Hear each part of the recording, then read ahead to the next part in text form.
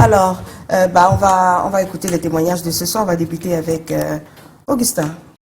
Madame. Voilà. Alors, vous êtes créateur de contenu. Par ailleurs, vous avez dit ce soir, j'assume de raconter mon histoire. Justement. Hein, et elle débute quand vous aviez 6 mois dans le ventre de votre maman. Justement, ça c'est vrai. Qu'est-ce qui s'est passé? En fait, c'est vrai qu'à l'âge de 6 mois déjà dans le ventre de ma mère, je connaissais encore rien. Bon, l'histoire qu'il m'a raconté, c'est mon père m'a abandonné dans le ventre de ma mère à 6 mois, à l'âge de 6 mois. Déjà avec 4 autres grands frères déjà nés. Donc j'avais 2 grands frères et 2 grandes sœurs. Donc mon père m'a abandonné, ma mère vivait encore à Loum en ce moment, à Loum. Après, mes grands frères ont grandi et tout. Moi, donc j'ai grandi, je suis parti à la maternelle et il y a mon oncle qui prenait soin de moi, le petit frère de ma mère. Déjà que je remercie beaucoup pour son affection qu'il m'a donnée.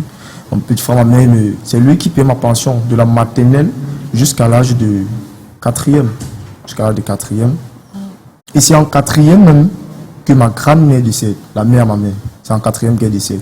Et quand elle décède, c'est là où je vois mon père pour ma première fois, à l'âge de 18 ans. C'est là où je vois mon père pour ma première fois dans ma vie. Comment ça s'est fait? Comment elle s'est fait cette rencontre? En fait, la rencontre a été un peu brusque, je vais dire. Très brusque même parce que je rencontre mon père dans une condition un peu très douloureuse, très touchante pour moi parce que ma grand-mère était importante pour moi. Ce jour-là, vous vous êtes vu comment? Il est arrivé, il n'est pas venu vers moi. Il est arrivé, il s'est assis quelque part près d'un bar. Il était avec une femme qu'il appelait soi-disant ma tante. Et maintenant, c'est l'ex-femme de mon oncle qui vient me dire, j'étais avec mes amis, je suis en train de les recevoir. Elle me dit, Yonke, comment là, tu m'appelais, ton père là. Je dis, pardon. Je me dis, bon, c'est mon oncle qui prend soin de moi, qui peut-être m'appelle. Il dit, mais il est vu depuis, il me dit que non, ton père là vient. Quand j'arrive, comme je vous l'ai dit précédemment, j'ai ramassé un caillou, j'avais le caillou derrière la main, derrière le dos, j'avais le caillou dans la main, derrière le dos. Puisque ce que j'avais en tête, c'était en fait saccager sa tête. C'était tout qui était dans ma tête à ce moment-là. De lui saccager la tête. Quand j'arrive donc, j'ai le caillou dans la main, derrière le dos. J'arrive, il est là, peut-être comme assis, comme le monsieur est assis. Moi, je suis là. Je le regarde, il sourit. Quand il sourit, je fais un pas en arrière, 2 pas. Je ressors la main pour le viser avec. C'est la femme de mon oncle qui constate ça parce qu'elle avait trop les gestes, il fait des gestes sur moi. Dès qu'elle constate ça autant pour moi, elle arrête ma main et elle ramasse le caillou et jette. Il s'est dit, mais, m'appelle Yankam, c'est quoi? Tu veux me viser et tout? Il dit, ce sera la dernière fois que tu m'appelles. Il dit, pourquoi? Il dit, mais, tu me poses la question. À l'âge de 6 mois, tu m'abandonnes dans le ventre de ma mère. Tu reviens quand j'ai 18 ans. Dans quelles conditions? Quand je paie ma grand-mère, c'est là où tu viens, tu te présentes comme ça. Et tu ne viens même pas dans la maison de déjà, peut-être, tu viens, tu restes dans un bar en route. Bon, ma mère m'a parlé, les tantes m'ont parlé, les grands frères m'ont parlé. Moi, m'a appris que quand déjà il y a une situation et que tes aînés te parlent, plusieurs aînés te parlent, il faut écouter ce qu'ils ont à te dire. Là, il m'a demandé les excuses. Devant ses amis, il vous a présenté à ses amis? Oui, justement. Qu'est-ce qui s'est passé? Je veux dire, il vous a présenté ce jour à... Il a présenté à cette femme-là, parce que je dis, j'appelle cette femme-là parce que après ça, je ne l'ai plus revue. La femme avec qui il est venu disait que c'était ma tante. Je ne l'ai plus revue. Il dit que non, ça c'est mon fils et tout. C'était un de ses amis. Ça c'est mon dernier fils. Il s'appelle Augustin et tout et tout. Tiens, c'est comment? Ça va? Non, ça va. Moi, je n'étais pas content. Maintenant, alors, mon oncle qui prenait soin de moi dès le bas âge, il a appris la nouvelle. Il s'est fâché. Et c'est en 4e là donc qu'il décide de payer ma scolarité parce que lui s'est dit que j'ai pris le côté de mon père alors que j'ai jamais pris son parti. Donc je suis peut-être parce qu'il était tellement mécontent de l'acte que mon père avait posé depuis des années jusqu'à maintenant. Mais c'est pas vous qui êtes allé vers votre père, je comprends. Justement, moi je lui ai fait comprendre ça. À un certain moment, il a compris cela et après, il m'a pardonné. Mais c'était un peu de vacances, donc je quittais de la 5e pour la 4e. Donc, en cette période-là, c'était le moment de vacances que ma grand-mère a décidé. J'arrive dans la 4e, il me lâche un peu pour ma scolarité. C'est mon oncle, le grand frère maintenant, ma mère, qui paye ma scolarité cette année-là. Il paye ma scolarité en 4e.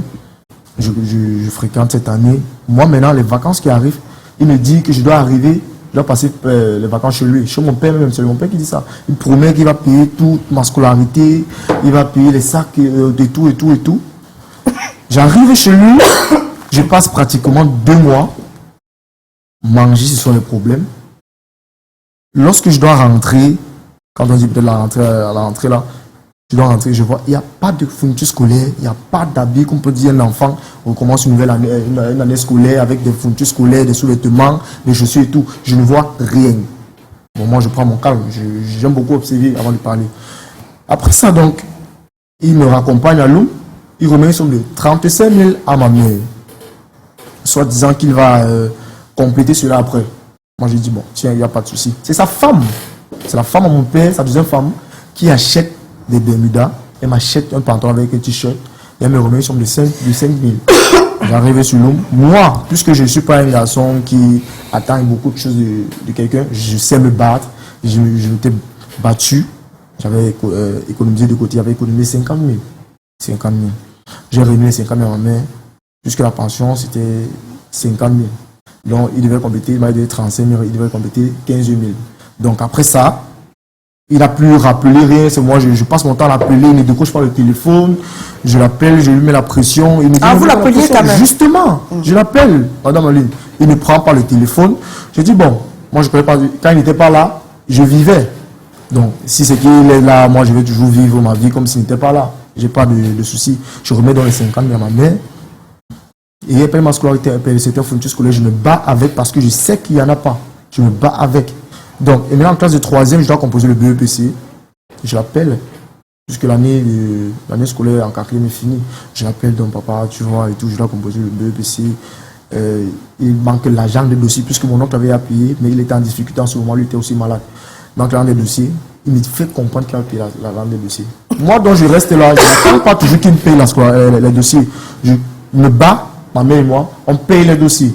Je compose le BEPC, je réussis le BEPC. Pour lui faire honneur, j'appelle mon père. Il dit, papa, allô, j'ai eu mon BEPC.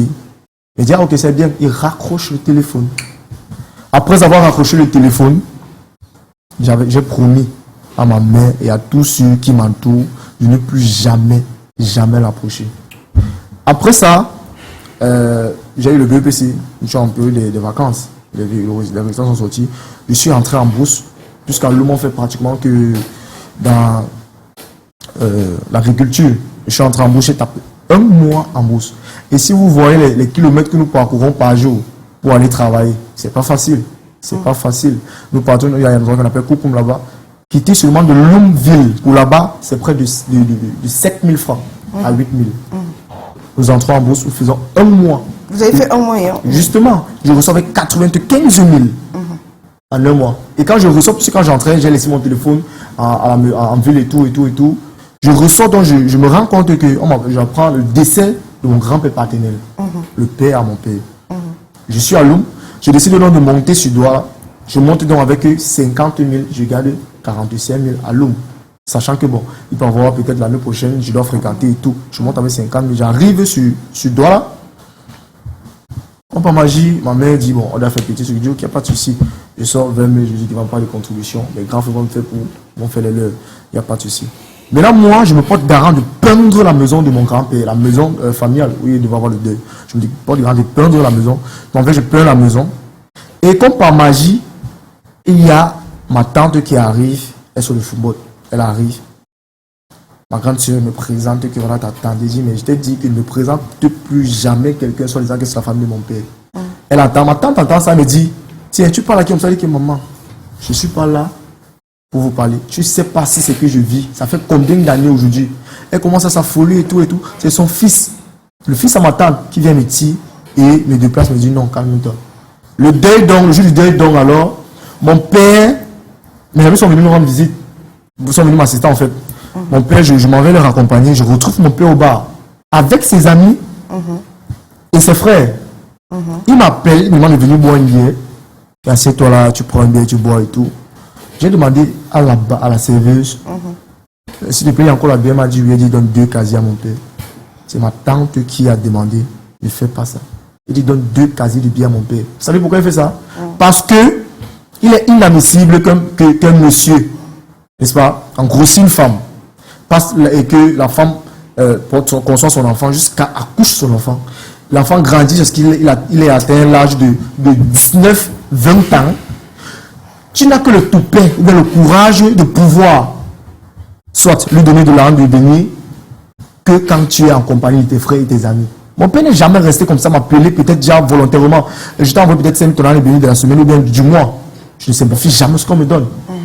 C'est le geste qui compte. Si c'est que il attend tout qu'il soit entouré peut-être de ses amis, peut-être pour montrer que non, il prend soin de ses enfants. Moi, je ne suis pas dans ça. Je ne suis pas dans ça. Alors, et récemment, il vous a dit qu'il était fier. Il entendait ce que vous faisiez sur les réseaux sociaux. Il était content. Il était content. Justement. Est-ce que ça vous a fait qu'il soit content? En fait, je ne vais pas vous mentir. Si j'ai accepté de faire cette émission, c'est pour dire réellement ce qui s'est passé. Mon père a appris que je suis aujourd'hui créateur de contenu sur les réseaux sociaux par toujours la femme de mon oncle, l'ex-femme de mon oncle. Et quand il a appris cela, il m'a écrit, puisque moi j'ai pas son numéro, hein. J'ai pas son numéro. Il m'a écrit et tout, il me fait comprendre que c'est bien, j'apprécie ce que tu fais et tout, vraiment, je vais t'envoyer mon contact, non, c'est écrit. Je lui ai dit que j'ai pas besoin de ton contact. C'est d'abord la femme, l'ex-femme de mon oncle qui m'écrit. Ton père a vu tes vidéos, hein, il est fier de toi, il dit que mais tu es un grand homme et tout et tout. On te voit partout sur les réseaux sociaux. Est-ce que tu peux te mettre, tu peux entrer en contact avec lui? Si c'est que tu lui donnes, remets mon contact, on aurait les sérieux problèmes. Je ne veux pas être en contact avec lui. Elle m'a dit pourquoi? Elle dit non, je n'ai rien à foutre. Parce que. Et vous l'avez vu? Qui, mon père? Oui. Non, je ne l'ai pas vu. C'était au téléphone. Ah, c'était au téléphone. J'ai plus jamais revu mon père. Vous savez où il est? Il est à Bonabéry. Mon père vit à Bonabéry. Ah, il est là, à Douala. Il est à Douala. Il a construit à Bonabéry. Vous connaissez où il habite? Il est agent communal. Je connais évidemment où il vit. Puisqu'il est passé 3 mois chez lui. Mais s'il veut vous retrouver, parce que certainement il regarde cette émission ce soir. Il doit regarder. Oui, salut. Vous êtes traditionnaliste aussi ce soir. Oui.